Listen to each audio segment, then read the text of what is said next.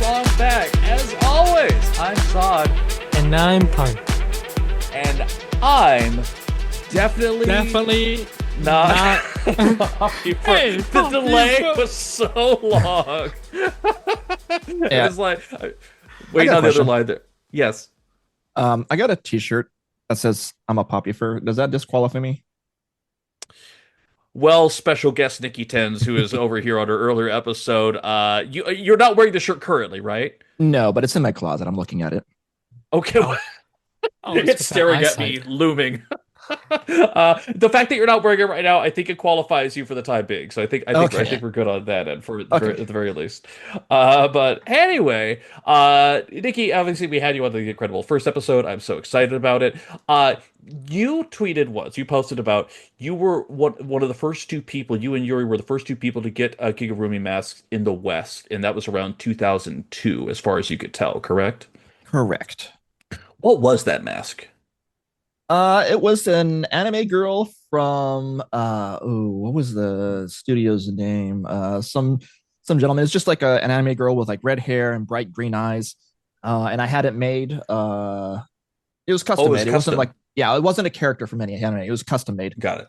And there were no real Zentai options because supposed to pair the a Kigurumi girl mask with a full body flesh colored Zentai, and there were no options in the West. I found somebody who could make a cotton bodysuit Zentai and dye it peach, and it got close enough. I went to the Sherwin-Williams and I got all these paint chips that approximated flesh tone, and I sent him the one that was closest match, and then he sent me back a bodysuit, and it came out pretty good. And that day I That's had next thing I know I'm an anime girl.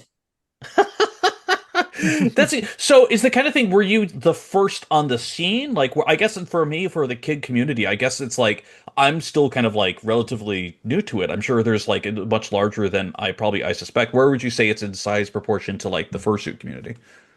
Um, at the time, it was non-existent. We would like I said, Yuri was probably the first, and I was quick behind her with my Mhm. mask. Yuri is no longer with us, unfortunately. She passed, but she was a huge inspiration and fan, and we collaborated a lot on getting those masks. So, but yeah, I'd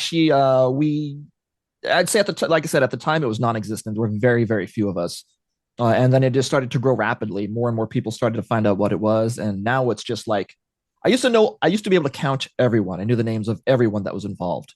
Now Mhm. there's more than I can count. It's just everybody's, and that's wonderful. That's where it should be. There should just be. It's a fandom. So Right. Is Kig more common at anime conventions, or is it reached to the point where now there's like separate Kig conventions, separate from furry and everything else? there are separate kid conventions now. I know there's Doll Weekend, and but this over in Korea, Japan, Right. China, Doll Weekend and such like that. They're primarily at anime conventions because they are very much anime based. The Mhm. majority of characters are based off of popular cartoons and now popular games like what's the horse girl game? I don't want to call it Umami.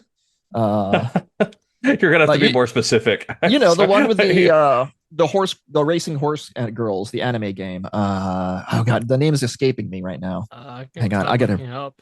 I Yeah. gotta Is bring it up my- Uma Musume Pretty yeah, Derby? yes, Pretty Derby, Uma Musume, Pretty Derby. Like there's a lot of Okay. those kids running around right now because Okay. that's the modern hottest. So I frequently I have Punk saved in my phone as Pretty Derby, so okay. that's deeply ironic. I think that's incredible. Uh, There's Oh, lots of them right now, but yeah, so it's just characters from games and anime, and then now you have the fur kid crossover where those two different genres are kind of colliding. A little Venn diagram of that little intersection of the Venn diagram, I love like that though, like for real, yeah. Bridget and Minerva Uh, are two examples. okay. What would you say is your favorite pinball game? Ooh, that's a good one because I got a lot of favorites. It keeps changing. Right, yeah. Right now, I'd have to say my favorite is probably It's like I'm bouncing between Godzilla, Jurassic Park, and Foo Fighters. Probably Foo Fighters. The three genders. Yeah. Yeah. Let's just, because for those who don't know, Nikki used to run a pin. Was it a full arcade or was it specifically a pinball bar? It was both. So Okay, there's a story behind that. But yes, it okay. started off as a classic retro pinball arcade.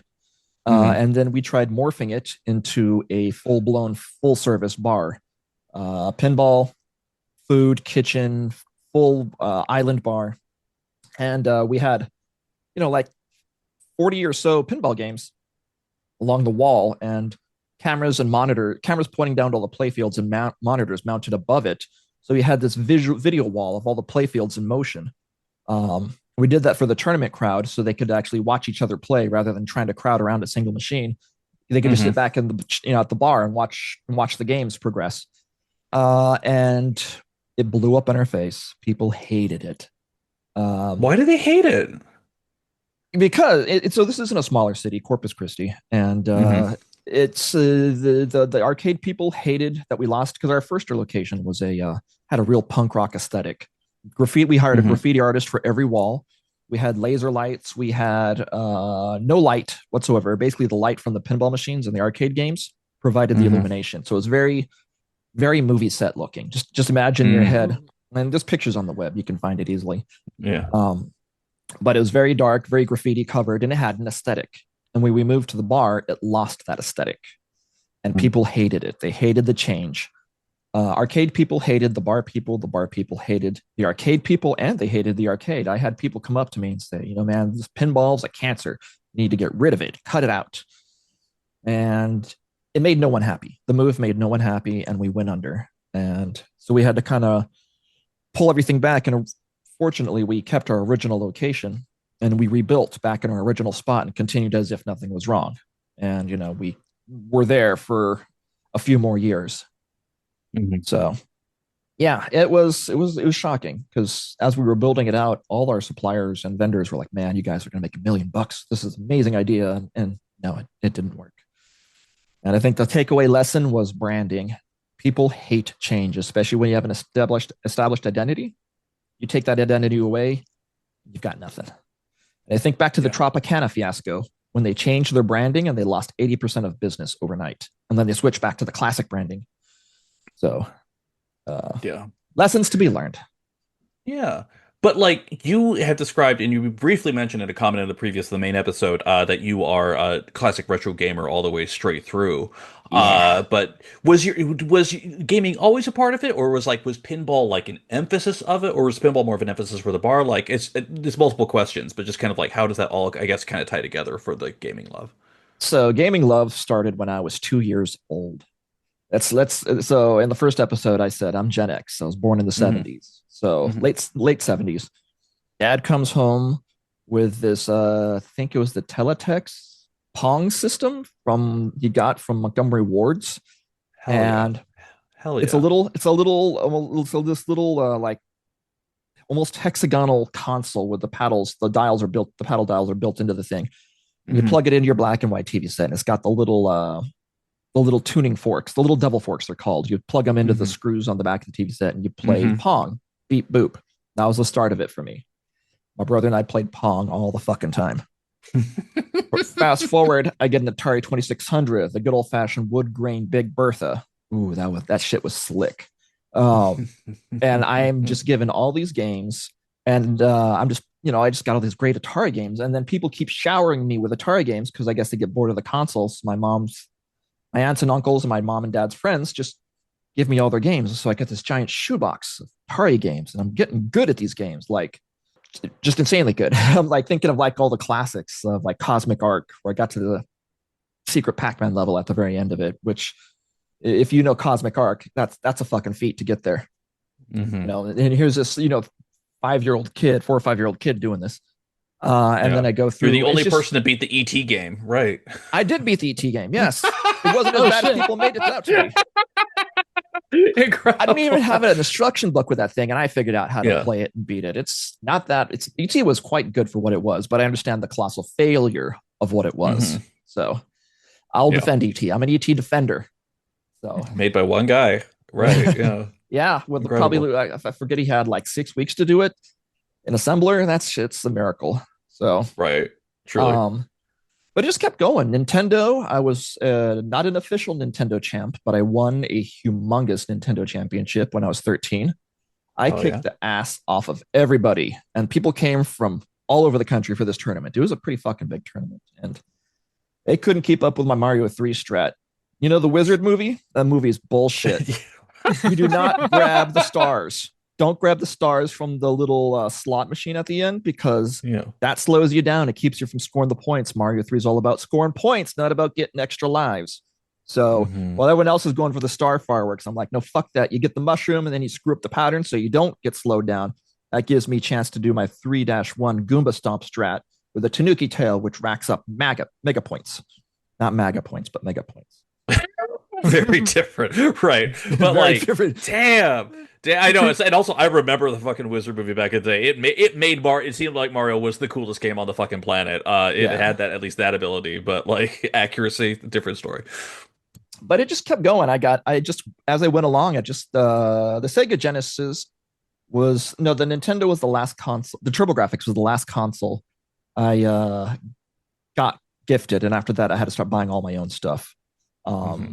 And then yeah, my very first job, slinging pizzas at a discount. It was a Chuck E. Cheese on welfare. It was a pizza shack. Oh yeah. Um, but my very first paycheck was my pizza job. I went out and got myself a Super Nintendo, and I adored that. But yeah, I just kept going, kept going. I kept doing tournament scene stuff, like first person shooters, PC gaming, Xbox, PlayStation 4. And it just never ended. In pinball and arcade games. I grew up as a mall rat, so I grew up in arcades, and I was really good at arcade games, fighting games, whatever games, and just it's just a part of my life. And so those places didn't exist like that, stopped existing around the early 2000s because I remember playing Soul No Calibur third and place. there was no third Yeah. place. It Yeah. stopped existing because you could get a better experience at home. The Dreamcast kind Hmm. of proved that the version of Soul Calibur at home was better than the one at the arcade. And people stopped going and they all kind of died and fade away for the most part. But now they seem to be making a bit of a resurgence. People are kind of pining for those classics of yesteryear. Pinball's in a new renaissance. So Hmm. uh, that's what we built that spot down in Corpus was we wanted to give the city, there was nothing like that down there. So we wanted to give something like that, the city something like that. And we did. So I th- And I think you posted on socials at one point that when you were running it, you were so mystified, or just, I'm not sure mystified is the right word, but you're talking about how kids would come in and they would play the pinball machines. But like the thing is, when you get play a pinball machine, you get multiple balls, and like they would lose a ball and then walk away or something like that. And it was just like, no, no, no, you're missing a third of your plays. Like there's still more to go. Tell me if I'm remembering that correctly. no, that's absolutely right. And I'd have to Yeah. explain it to them like, because you know what? The context is gone. Arcade Hmm. games, video games, historically, classically, have always given you 3 lives to start. Right. And these kids are growing up on mobile phone games and Fortnite and Roblox, and where there's no such thing as extra lives. It's just, Hmm. a one and One and done, done. or you start Yeah. over. So they play that one ball and they think that's it. It's like, no, I got to teach them. You got 3 chances. That's what, I was like Mario Brothers, Donkey Kong. Those give you 3 lives. You don't walk away after the first one. Pac-Man and Galaga. That's always popular with Yeah. everybody. It's like, you get 3 chances. So Yeah. We were. it's interesting.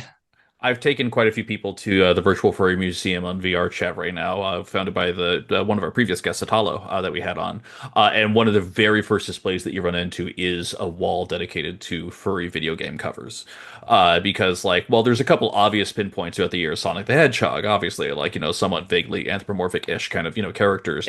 Yeah. There is Titus. There are just, like, so many other just, like, random, like, outside of Crash Bandicoot and whatnot, like, just famous icon. And it's just like, God, was I really indoctrinated from furry stuff, like so long ago? And it's just like, Yeah. it may not have explicitly been furry, but like the correlation of furries and video gamers, it's less a Venn diagram. That's closer to a circle, at least from my experience personally. Hey, can I ask you a question? Sure. Are you recording? Yeah. Yes. Yes. Okay, I'm just making sure. I don't see the notification on my screen. Yes. I No. was like- It's. Okay, I'm just making sure. It's like, because I had a notification last time. Exactly. No, I see it. I see it. It's right now. I have the ability to pause or stop it at present. So we do. It did go it right there. So I Okay. appreciate you checking in though, because after last time, I could never live that down from going forward. It was the first time it ever happened. I'm just like, God damn it. So yes, we are recording, thankfully. Yeah, I just had a mild concern. I was like, I don't see that note, that little icon. I was like, okay, maybe so. But anyway, I'm sorry. Repeat that last question. I derailed. So yes, my experience of looking at, especially after seeing that exhibit in the Virtual Furry Museum of furry video game characters and seeing that correlation type between them throughout the years, it is of little surprise to me that furries and gaming, it's almost one to one. It's almost a perfect circle. It's not a Venn diagram, or at least that's been my experience. I wasn't sure if that was yours as well. Yeah, I mean, I feel like a lot of furries are probably drawn to video games and such like that, just because of the fact that Hmm. like Star Fox and Sonic and Hmm. those kinds of things. Hmm. Because as a furry, those things help to draw me in. Like in fact, when I play a game, um, I actually want to know if you can be an anthro or at least have a fursuit of some kind. Like here's a fun thing: I actually ran a and I stopped running it just because I had to deal with other shit and I kind of forgot about it. But I have a Twitter account called I think it's is there a fursuit? Is there a fursuit in the game? And Uh-huh. I was started cataloging all the games that let you wear fursuits, not be an anthro, but wear a fursuit. Just because I was Hmm. like, oh, this game lets you wear a fursuit. This game lets you wear a fursuit. And I was like, okay, there's got to be more games that let you wear fursuits, like so Soul Calibur and Fortnite and other games Uh, like that. So Hitman. I think Hitman have Hitman. flamenco. Yeah. So yeah, I was like, but yeah, I think just because like the presence of anthropomorphics in video games probably draws a lot of furries in for that reason. I mean, hell, more and more indie games are just straight up anthro now because of the fact that the creators are either not so much furry, but they like anthro designs, or the creator is straight up furry. Hmm. Hmm. And the NSFW games, don't get me started. That's a different conversation altogether. Uh, Punk, if you had to be in Disney Park, and I know this as it's an obvious answer to me, but it may not be for everyone else who's listening to the podcast only and doesn't catch your streams. If you had to work at Disney Park, what character ideally would you like to perform as? Goofy. Just Okay. that's it. Just straight Goofy. But I'm too small for him, sadly. But he's my all-time favorite. I'm already clumsy, so that's a bonus. I'm always Uh-huh. tripping over some shit and doing something to hurt myself. Um, but yeah, no, I just love that. I always love dog characters. So, Hmm. and Goofy just has that perfect like proportions and just the personality and yeah, Goofy movie is like one of my all-time favorite like Disney films. Next Oh, Hmm. to Oliver's Company. Well, why should I worry? Why should I care? Yeah. Uh, well, so with that said, armed with that knowledge, Nikki, having met Punk now, what character do you think, if Punk was working at Disney, would realistically they'd be slotted into? Or do you how have tall are you? Oh, I'm dead height. I'm 5'4", 5'5", so I think what right. height? It's a dead height. So like between like I think mouse height. I don't know if they change it, but isn't mouse height below Mouse. five I've three? just never heard dead height Yes, before. I'm sorry, that just kind of threw me for a loop real quick. Yes, okay, sorry. you're Pluto height, so you'd be Pluto. Oh, hell yeah. Actually, that's a really good height range because I think that is a cross that height range is kind of the crossover where male and female genders overlap the most. Um, Mm, Lots of girls kind of top out at 5'5", 5'7". Lots of guys don't really go below 5'5", 5'7". That being said, I've worked with some male Minnie Mouse performers and I've worked with some female Goofies. So, but yeah, like you said, dead height, pretty much. You would be Rebecca Cunningham, you would be Pluto, you would be Miss Incredible, you would be a lot oh, of be Miss characters, Incredible. a Be Miss lot of characters. Incredible. I would, I I don't think I could pull off a skin tight suit like she can. So, you'd get lots of padding. So oh, yeah, okay. I've always been envious of the guys who are like 5'5", because like like I said, I'm 5'10", I'm Tigger height, so I get to be Tigger all the time, which is a great character. I adore him, but I want Right. to be a lot of those girl characters. It's like, oh well, too tall. Yeah. Like I said in the original podcast, I'll have Disney at home. Hmm. Yeah, I mean, I have a Mickey and a Goofy at home, so I can be them anytime I want. That's awesome. Hmm. Now So, we just got to get Pluto in the mix, and we're set for life. There we go. Yeah. I got my Do you ever Rebecca miss suit. the? Well, I'm I sorry. remember. Oh, you're fine. You're fine. I remember speaking to we were one time we were very very lucky and we got a VIP tour of Disneyland in California, and it was the kind of thing where we were with one of the former heads of Imagineering. So we got to there's certain perks like hey here you get to go into Walt Disney's apartment and like oh you can take as many photos as you want. We limit people to one. And by the way, here's the back garden that they used to look at the park out of. I'm like oh shit cool great awesome. But the VIP tour guide they were with indicated that they had no tattoos because that was also one of the many, many mandates that Disney performers had to go through. Like, even though you were wearing a full outfit or a full thing, you could not have any tattoo on you. And I think that was a rule that may have been loosened recently. Was that your experience as well? Was it like very strict about what you could and could not have on your body at all, or is that not accurate? I don't remember the tattoo thing. Okay. I generally don't, but I would believe it. I know they were pretty strict back when I was there, and Mhm.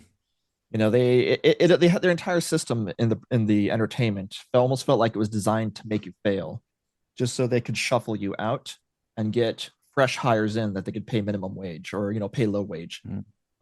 Because you're always accruing demerits of some kind, and it took forever to get a demerit off your profile or your employment status. So I was never a union. I know there's unions there, and I was never a union. Uh, so I don't know if it works different for them, but I just know a lot of the part timers, seasonal types. We had demerits to constantly deal with. You're late, you get a demerit. You don't get the proper costume part, you're demerit. Demerits for everything, and I'm sure they wouldn't hire you if you had tattoos, almost assuredly. Mhm. Right. You mentioned you worked at a theme park prior to working for Disney. Was the character that you worked there, was that a known character? Was it like an original character? No, it was SeaWorld, so it was Shamu, and also I got to be a sea lion, so that was the most fun being a sea lion Okay. because then you get to be goofy and stupid and balance things on your nose. Um, but Shamu Which was is so purely hard, by the way, for the record. That's not easy. no, it's not. Yeah. Fortunately you kind of figured out that the character's got a flat spot on his nose and you can put things on it. It seems magical, but it's really not. You're just kind of like, okay, there's some balancing involved, but at least if you know where the flat spot is, you can take advantage of it. It's incredible. So, Was Shamu's just stuffier?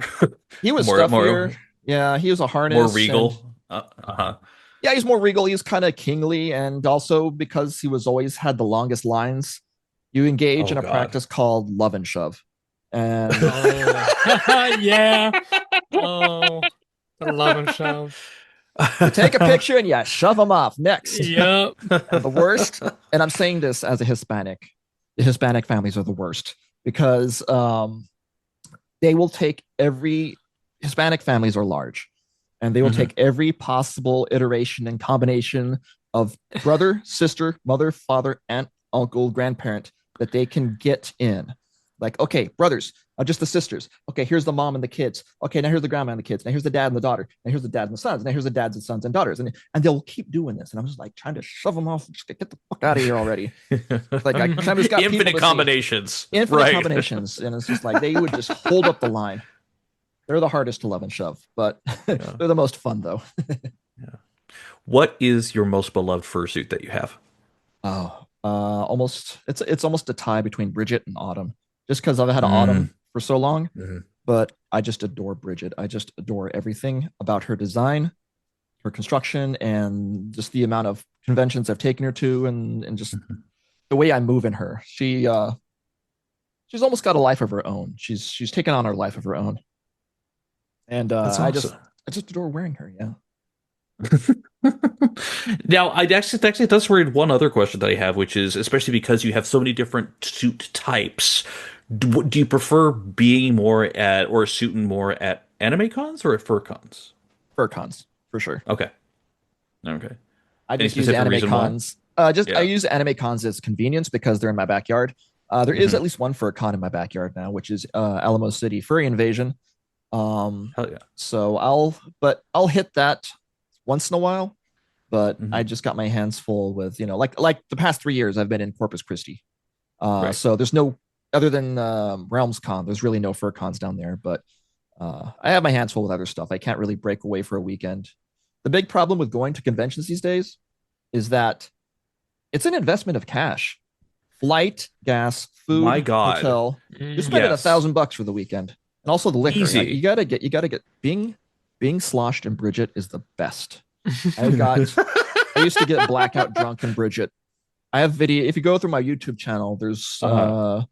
I think it's like Anthrocon. It's like Drunken Girls or something like that. I think that's the title. Yeah. But I'm completely blitzed in Bridget, and I'm going up and down that fucking street and going to the con halls at like 2 in the morning, and I'm hanging on someone while they're dragging me around, and it's just the best. I kind of miss doing that. I need to get back into that habit.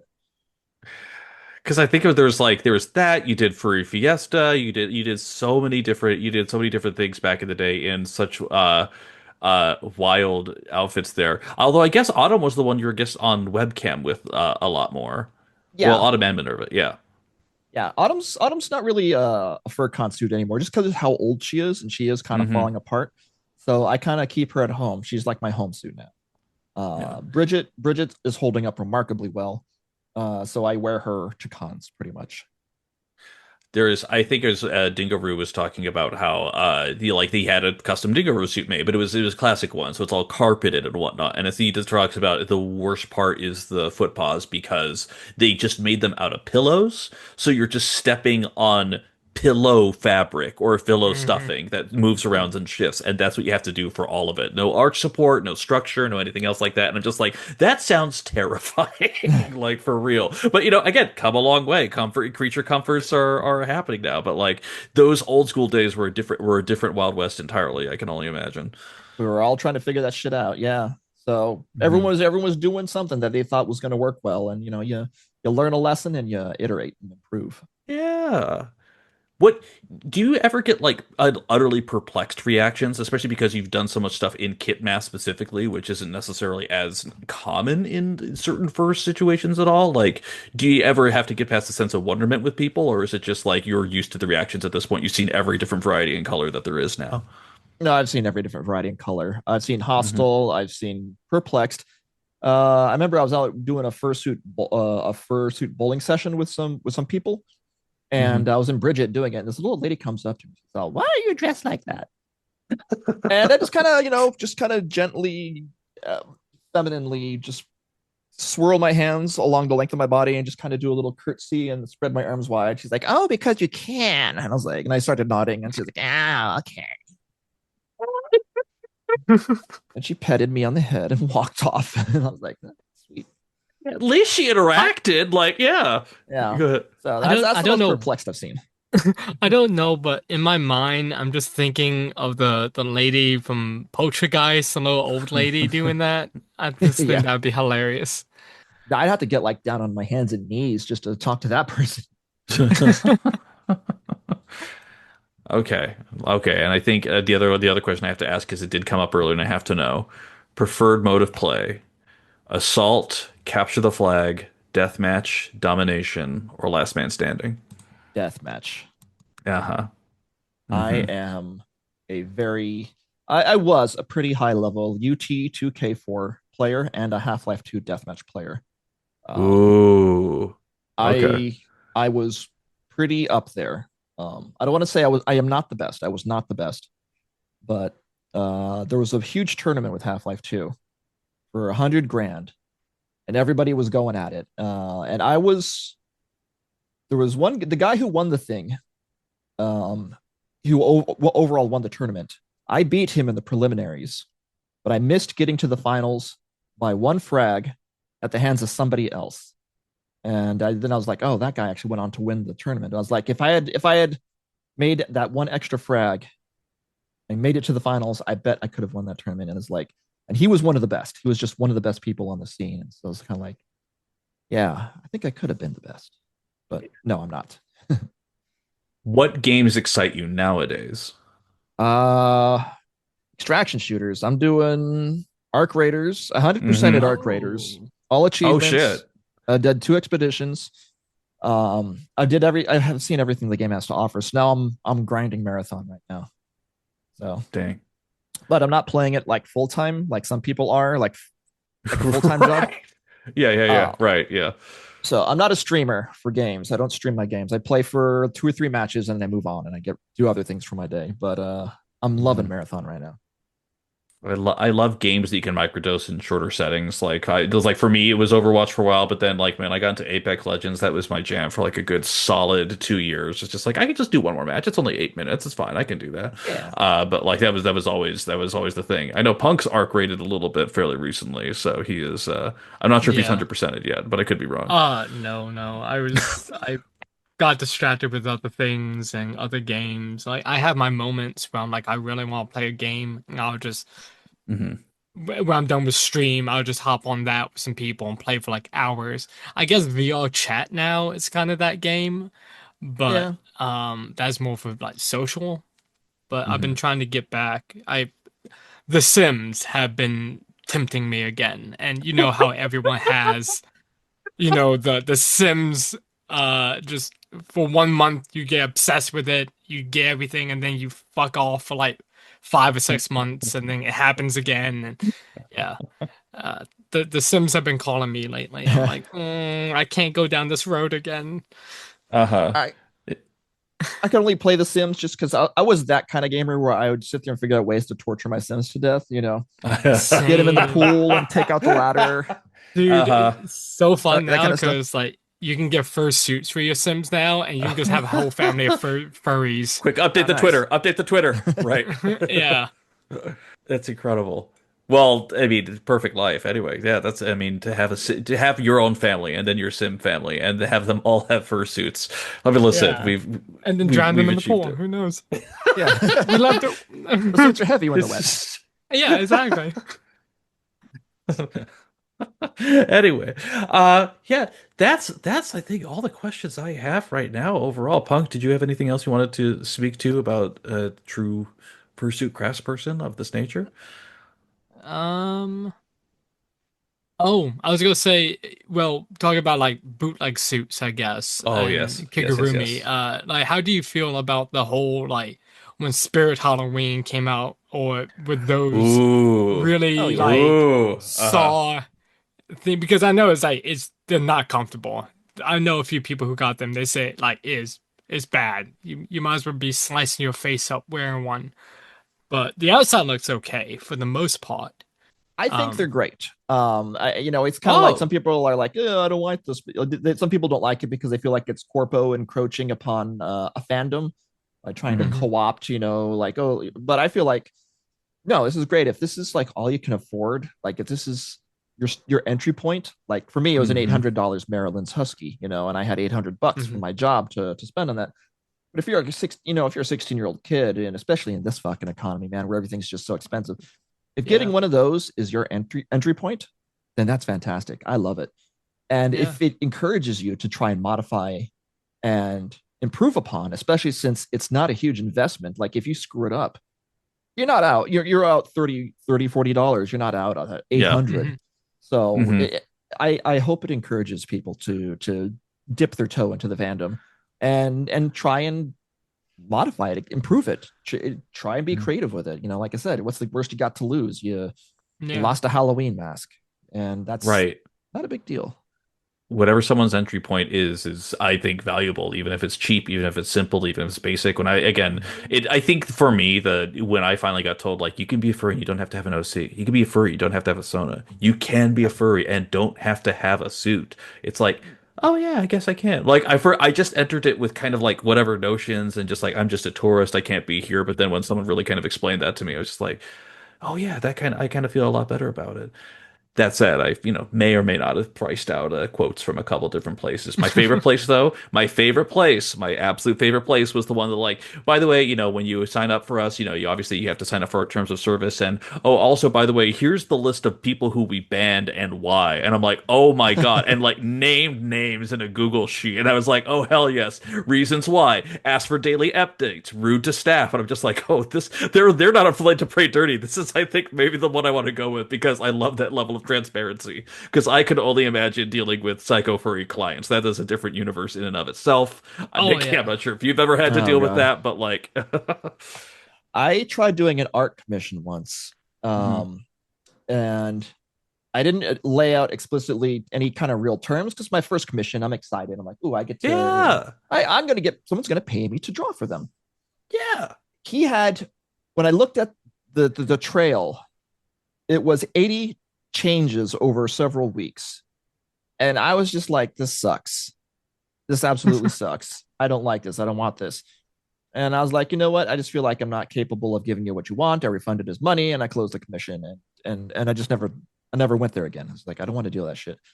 The nice thing about, at least with the masks, is people are generally accepting of I always give visual updates, but at least people are Right. accepting of all the I haven't had anybody um complain about, the mask once they in progress, like, oh no, this needs to be this needs to be this instead. I want a different color. Everyone seems to be happy with the work I've produced um, so far. So far, I know I've had a couple of issues with my wig work in the past, and yeah, that's an area I need to improve. But generally, in the creative process, I haven't had any like mega changes being requested. In fact, I kind of lay out in advance in the software phase when I'm sculpting it in Blender. Because I start my sculpts in Blender and I do such like that. You can make you can request whatever changes you want. Yeah. But once I Easy. go to that, Done. yeah, because that's easy to do. But once I go to that physical print phase, changes get a lot Mama. fucking harder because it can Yes, they take do. weeks. It can take a week to print a mask, and every time if you want to make a change, I'm gonna have to charge you for the burned filament and for the time. That's a week's Hmm. worth of time. So it's like, yeah, we can, so got changes, do it in the software phase. Can't do it in the Hmm. hardware phase. So 100%. Absolutely. There's a friend of mine who's done like some commissions before. It's like I have some great people. I have some people who always come back, and I have this one person who every time I get to the final phase and have deliver the completed project, like, oh, by the way, there's one thing I wanted to change about it, and it's the thing where like I'm used to it now and I've adapted to it, and they did it recently, and it's just like this is going to be the time where they don't, and nope, deliver the final thing, exact same thing. Oh, by the way, just one last final change. It's like, you know what? It's totally okay. I kind of may have prepared for the situation at this point because you've been so regular, but I'm just like, it's just incredible economy of changes over there. I've learned the limits of asking for things in the development process. So I love that people are yes, hopefully respectful, or at least will pay the fee for having to redo it from that phase all over again because yeah, your time's Yeah, yeah, valuable that's too. it yeah, is. that's Yeah, that's why I stopped doing like photography stuff for random people because it was always somebody will find out that you're a photographer and they're like, oh hey, can I hire you? They don't even want to look at your work. They don't want to do anything. They're like, oh, you have a nice camera? Hey, can I hire you?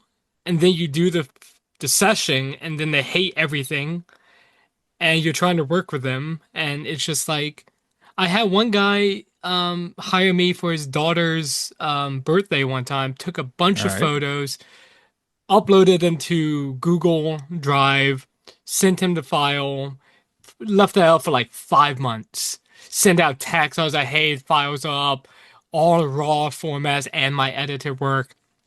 And then after 5 months, I took it down to make more space. And then he hits me up like a year later, being like, hey, do you have those photos by shot? Like, I'm like, did you not save them? And he's like, no. And I'm just like, oh, I don't think I have those anymore. It's been almost like a year, 2 years since I've done this. I mean, Yeah. and he was trying to pay me more. He was like, well, I'll give you like 300 if you can find them. I'm like, dude, they're in the ether. Like, I don't know if I could get those back. So I had to ghost them because he was being really persistent. Yeah. But it was one of those things where it was just like he knew I had a camera. I would rather have been the fucking birthday character they had because they hired a Minnie Mouse and the Minnie Uh-huh. Mouse is dog shit. And I was like, and the guy was like, shit, like he's like, well, how you as a photographer, I would have had that. I'm like, I would have had more fun doing that Yeah. than having to chase your kid around. Yeah. Also, listen, half the photos were of Minnie Mouse, but that is a separate issue. We can walk around that. Dude, That's I still have some of the videos that I took from that, like some like just random ones because I wanted to show how shit this Minnie Mouse was. It was straight up like horror movie, like like $10 budget fucking Minnie Mouse. Like it was bad. It was Winnie the so Pooh, Blood and bad. Honey. Right, Oh, exactly. worse, worse than that. God, I felt bad. I was like, they spent more money on this motherfucker than they did on me, I think. And they came late too. That's the fun. They just showed up like a half hour late.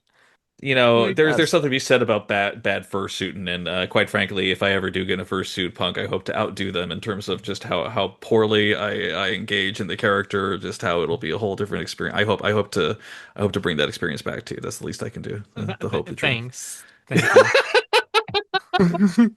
I will be growing. I will make you a video as well. Oh, thank you. Please how please to put it in a properly Google Drive perform. and delete it 5 months later if you would do me Yes, that favor, I that will. kindness. That'd be great.